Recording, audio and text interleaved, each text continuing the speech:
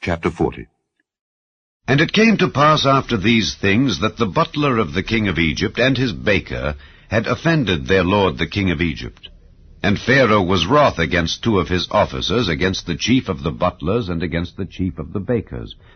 And he put them in ward in the house of the captain of the guard, into the prison, the place where Joseph was bound. And the captain of the guard charged Joseph with them, and he served them. And they continued a season in ward. And they dreamed a dream, both of them, each man his dream in one night, each man according to the interpretation of his dream, the butler and the baker of the king of Egypt, which were bound in the prison. And Joseph came in unto them in the morning, and looked upon them, and behold, they were sad. And he asked Pharaoh's officers that were with him in the ward of his lord's house, saying, Wherefore look ye so sadly today? And they said unto him, We have dreamed a dream, and there is no interpreter of it.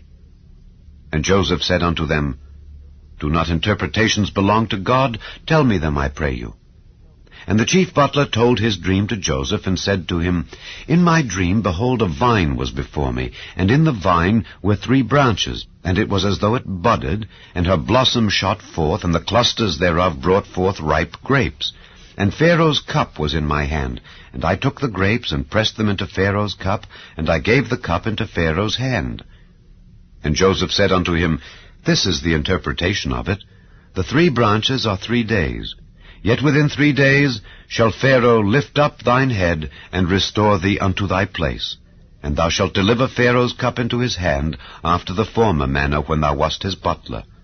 But think on me when it shall be well with thee, and show kindness, I pray thee, unto me, and make mention of me unto Pharaoh, and bring me out of this house. For indeed I was stolen away out of the land of the Hebrews, and here also have I done nothing that they should put me into the dungeon. When the chief baker saw that the interpretation was good, he said unto Joseph, I also was in my dream, and behold, I had 3 white baskets on my head. And in the uppermost basket there was of all manner of bake meats for Pharaoh, and the birds did eat them out of the basket upon my head. And Joseph answered and said, This is the interpretation thereof. The 3 baskets are 3 days.